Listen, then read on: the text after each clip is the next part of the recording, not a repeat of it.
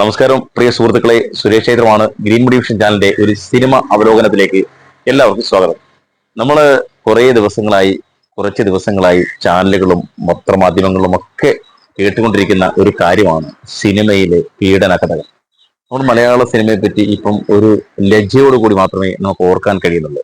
എന്താണ് അതിന് ഇങ്ങനെ ഒരു മാറ്റം വന്നതാണ്? മലയാള സിനിമയിലല്ല, എല്ലാ സിനിമാ മേഖലകളിലും എല്ലാ മറ്റു മേഖലകളിലും ഒക്കെ ഇതുപോലെയുള്ള ഒരുപാട് വിഷയങ്ങളൊക്കെ നടക്കുന്നുണ്ട്. പക്ഷെ എന്തുകൊണ്ടാണ് നമ്മുടെ മലയാള സിനിമ ഇത്രയും പെട്ടെന്ന് ഇങ്ങനെ ഒരു അധപ്പതനത്തിലേക്ക് പോകാൻ കാരണം? നമ്മൾ സത്യൻ അല്ലെങ്കിൽ പ്രേംനസീർ, കോട്ടയം ചെല്ലപ്പൻ അടക്കം, അതിനുശേഷം വന്ന ജയൻ, സുകുമാരൻ, സോമൻ, സുധീർ, രവിമേനോൻ, അതുപോലെ തന്നെ ഒരുപാട് നടന്മാർ, രവികുമാർ അടക്കം ഇന്ന് മലയാള സിനിമയിൽ നമ്മൾ പേരെടുത്ത് പറയാൻ ഒരുപാട് നടന്മാരുണ്ട്. ആയിരക്കണക്കിന് നടീനടന്മാർ അഭിനയിച്ച ചിത്രങ്ങൾ അവർ മലയാള സിനിമയിൽ എത്തിയിട്ടുണ്ട് എന്ന് ഞങ്ങൾ പറയുമ്പോൾ ആയിരക്കണക്കിന് നടീനടന്മാർ ഒരേ സമയം തന്നെ അഭിനയിച്ച ചിത്രമായിരുന്നു മാമാങ്കം എന്ന് പറയുന്ന സിനിമ.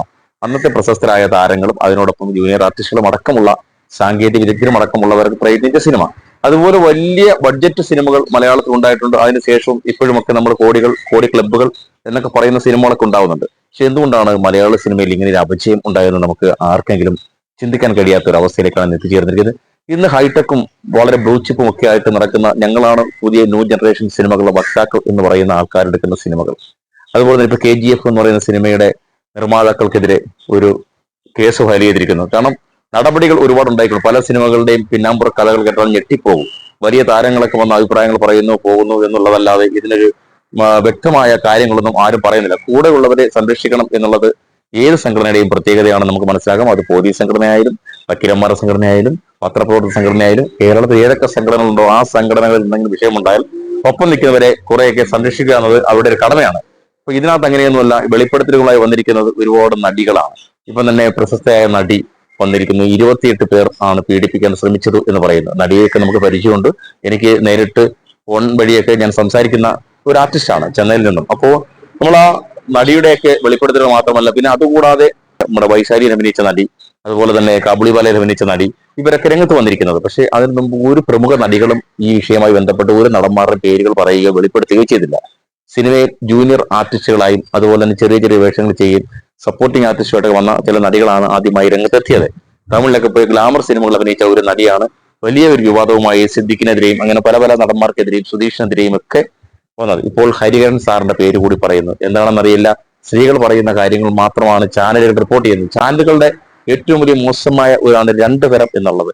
അവർ ആർക്കെതിരെയാണോ ആരാണോ ഇതിനെതിരെ പ്രതികരിക്കുന്നത് അവരെ വെച്ചുകൊണ്ട് തന്നെ മറ്റുള്ളവരെ ഹരാസ് ചെയ്യുന്ന രീതിയിലേക്ക് പോവാണ്. മലയാള സിനിമയിൽ ഒരു കാലത്ത് പ്രേംനസീറും സത്യനും ഒക്കെ വലിയ താരങ്ങളായി വിളസുന്ന കാലത്ത് പോലും അവർക്ക് അങ്ങോട്ടും ഇങ്ങോട്ടും ഒരു ചിട്ടയും അച്ചടക്കവും മറ്റുള്ള ആൾക്കാർ കാര്യത്തിൽ ഇടപെടുന്ന ഒരു കാലഘട്ടം ഉണ്ടായിരുന്നു. ജൂനിയർ ആർട്ടിസ്റ്റുകളായാലും ചെറിയ ആർട്ടിസ്റ്റുകളായാലും അവരെ സഹായിക്കുക എന്നൊരു മനോഭാവം. ഇന്ന് അങ്ങനെയല്ല. വരുന്നവരെല്ലാം വലിയ രാജാക്കന്മാരാണ്. അവർക്ക് വേണ്ടി മാത്രമാണ് സിനിമ. അവർ മാത്രം അഭിനയിച്ചാൽ മതി. അച്ഛനും മകനും അല്ലെങ്കിൽ ബന്ധുക്കൾ അല്ലെങ്കിൽ സഹോദരി പുത്രൻ, അവർക്കുള്ള ബന്ധത്തിൽപ്പെട്ടവർ, ഭാര്യയുടെ ആങ്ങളമാർ, ഇങ്ങനെയൊക്കെ സിനിമയുടെ ലോകം മാറി. അവർ തന്നെ നിർമ്മിക്കുന്നു, അവർ തന്നെ അഭിനയിക്കുന്നു. പുറത്തു നിന്ന് എത്രയോ കഴിവുള്ളവർ മലയാള സിനിമയിലേക്ക് വരുവാൻ കാത്തിരിക്കുന്ന എത്രയോ പേരുണ്ട്. മലയാള സിനിമ എന്ന് പറയുന്ന ഒരു കുത്തകയാക്കി മാറ്റി അമ്മ എന്ന് പറയുന്ന ഒരു സംഘടന ഉണ്ടാക്കി ആ സംഘടനയുടെ ഇട്ടാവട്ടത്തിൽ നിന്നുകൊണ്ട് തന്നെ അവർ അവിടെ നിന്നൊരു ചരട് വലിക്കുകയാണ്. അവരുടെ കയ്യിലാണ് സിനിമയുടെ ചരട് മൊത്തവും. ആ ഒരു കൊച്ചിയിലും മട്ടാഞ്ചേരിയിലും ഒക്കെ വലിയൊരു ഗ്യാങ്ങുകളെ ഉണ്ടാക്കി അവരുടേതായ രീതിയിൽ പോവുകയാണ്. മലയാള സിനിമയ്ക്ക് ഇത്രയും വലിയൊരു അപജയം സംഭവിക്കാൻ കാരണം നടന്മാർ തന്നെയാണ്, ഈ സംഘടന തന്നെയാണ്. കാരണം മലയാള സിനിമയിൽ ഇതിനു മുമ്പും സംഘടന ഉണ്ടായിരുന്നു. ഫിലിം ചേംബർ പോലെയുള്ള പ്രേംനസീറിന്റെ കാലഘട്ടത്തിൽ മദ്രാസിലുമൊക്കെ സംഘടന ഉണ്ടായിരുന്നു. അവർ അവാർഡ് നൈറ്റുകളൊക്കെ നടത്തിയിരുന്നു.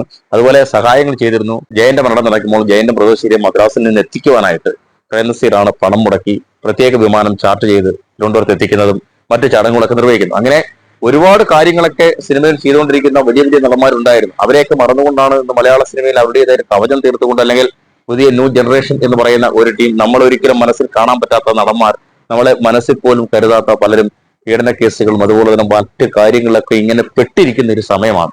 എന്തൊക്കെയാലും ഇത് വല്ലാത്ത അവസ്ഥയാണ്. ഇതിനൊരു അറുതി ഉണ്ടാവണം.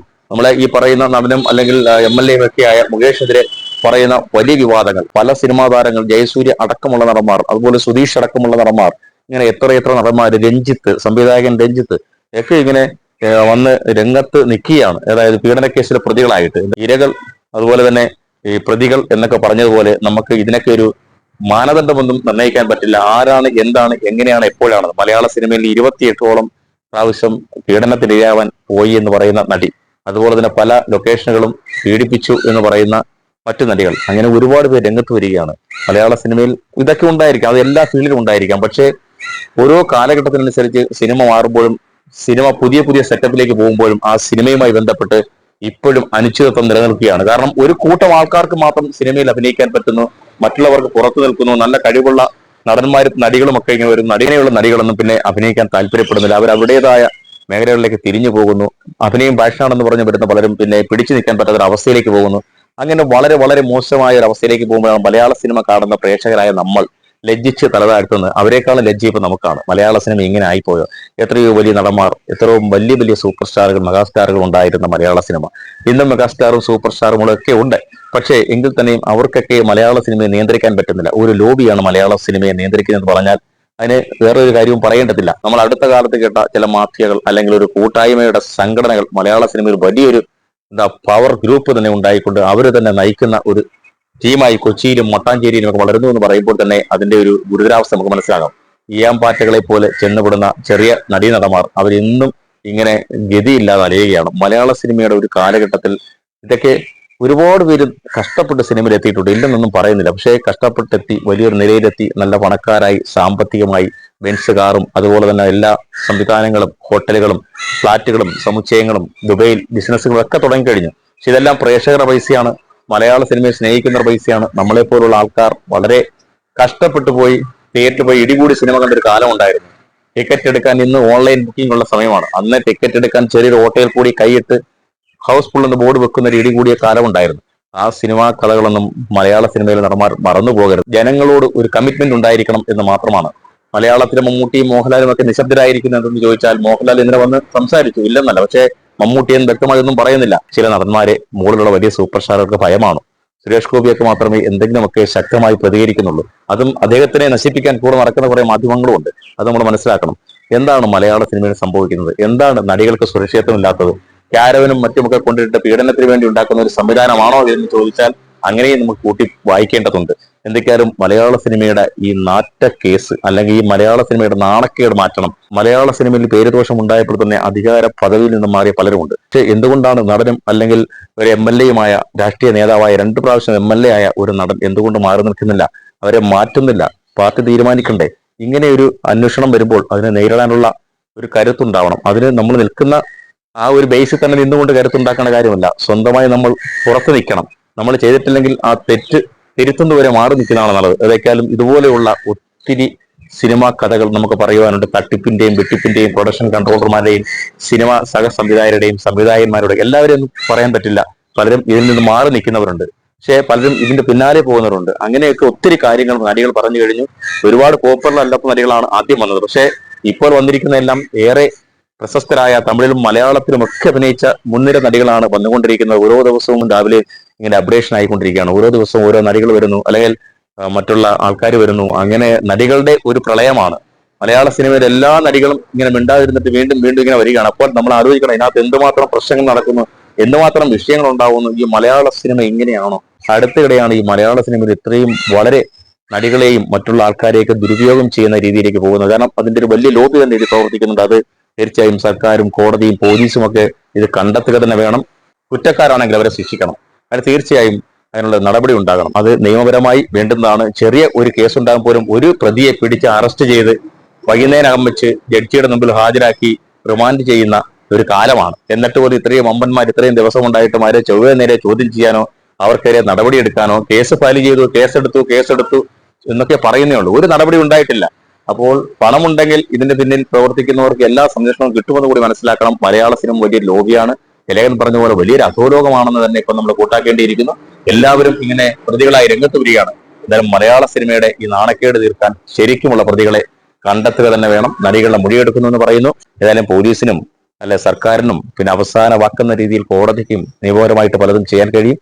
എന്തൊക്കെയാലും നമ്മുടെ നടന്മാരൊക്കെ ഇങ്ങനെ ഇപ്പോഴും പല രാജ്യങ്ങളും നമുക്ക് ഉല്ലസിച്ച് നടക്കുന്ന ഒരു സമയമാണ്. കാരണം അവർക്ക് ഇഷ്ടംപോലെ പണമുണ്ട്. പണ്ടത്തെ കാലത്തെ പോലെ അല്ല. 1-2 സിനിമയിൽ അഭിനയിച്ചാൽ പിന്നെ ലക്ഷങ്ങളും കോടികളും അവരുടെ സിനിമകളൊക്കെ ഇങ്ങനെ മറിഞ്ഞു പോവുകയാണ് ക്ലബ് കോടികളിലേക്ക്. ഇത്രയും പണമൊക്കെ വാങ്ങി അഹങ്കരിച്ച് നടക്കുന്ന നടന്മാർ ആലോചിക്കണം, ഇത് പ്രേക്ഷകരുടെ പൈസയാണ്. അല്ലെങ്കിൽ സിനിമയെ ഇഷ്ടപ്പെടുന്നവരെ, സിനിമയെ സ്നേഹിക്കുന്നവരെ, ഒരുപാട് കാലം കൊണ്ട് സിനിമ എന്ന മോഹവുമായി നടക്കുന്ന ആൾക്കാരുണ്ട്. അവരൊക്കെ ഈയാമ്പാറ്റകളെ പോലെ പറന്നു വീഴുന്ന സ്ഥലമാണ് മലയാള സിനിമ. പുറത്ത് നിൽക്കുന്നവർക്ക് അവസരങ്ങൾ കിട്ടുന്നില്ല. സ്വന്തക്കാർക്കും ബന്ധക്കാരും അതുപോലെ തന്നെ അവരുടേതായ ഒരു ചുറ്റുവട്ടത്തിലുള്ള ആൾക്കാർക്കുമൊക്കെ മാത്രമാണ് സിനിമയിൽ അവസരം ലഭിക്കുക. ഇതൊക്കെ ഒരു മലയാള സിനിമയുടെ മോശമായ അവസ്ഥയാണ്. അത് മാറി വരണം. മലയാള സിനിമ അപ്പാടെ മാറണം. സംഘടനകളല്ല അഭിനയത്തിന്റെ പ്രധാന ഘടകം. അഭിനയം എന്ന് പറയുന്ന കഴിവാണ്. മലയാള സിനിമയുടെ ഏറ്റവും നല്ല ഒരു അവസ്ഥയിലേക്ക് ഇനി എത്തണം. കാരണം ഒരു കാലത്ത് വളരെ ഭയങ്കരമായ ഒരു സിനിമാ ലോകം എന്ന് പറഞ്ഞാൽ അപ്രവാളികളുടെ ആൾക്കാരെ കാണുവാൻ പോലും ക്യൂ നിന്നിരുന്ന മലയാളികളാണ്, പ്രേക്ഷകരാണ്.